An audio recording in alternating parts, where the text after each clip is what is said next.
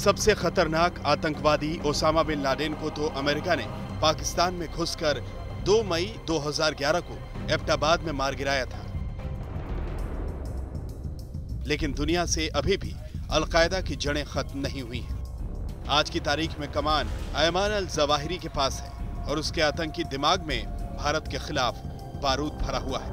यही वजह है कि अलकायदा भारत में भी अपने मॉड्यूल तैयार कर रहा है।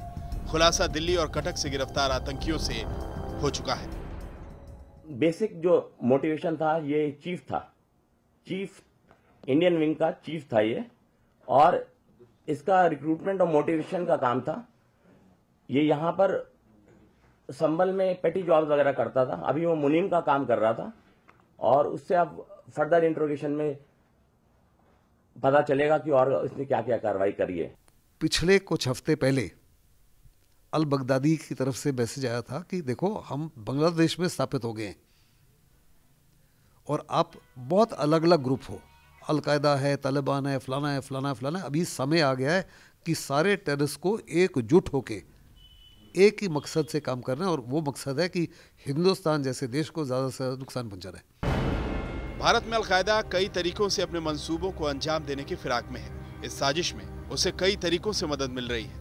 ये भी खुलासा हो चुका है कि पाकिस्तान भी अलकायदा के जरिए भारत में दहशत को परवान चढ़ाने की नापाक इरादों को अंजाम देने में जुटा है। भारत में इंडियन मुजाहिदीन की कमर टूट चुकी है। नए तरीकों से नए टीम की जरूरत पाकिस्तान की नापाक खुफिया एजेंसी ISI को महसूस हुई। अलकायदा के साथ डील हुई।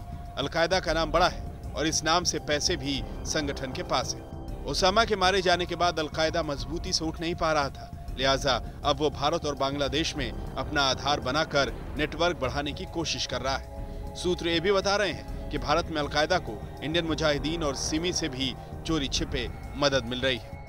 इंडियन मुजाहिदीन का कुछ संपर्क में वहां पर आए थे पाकिस्तान में, इन लोगों का संपर्क वहां हुआ था।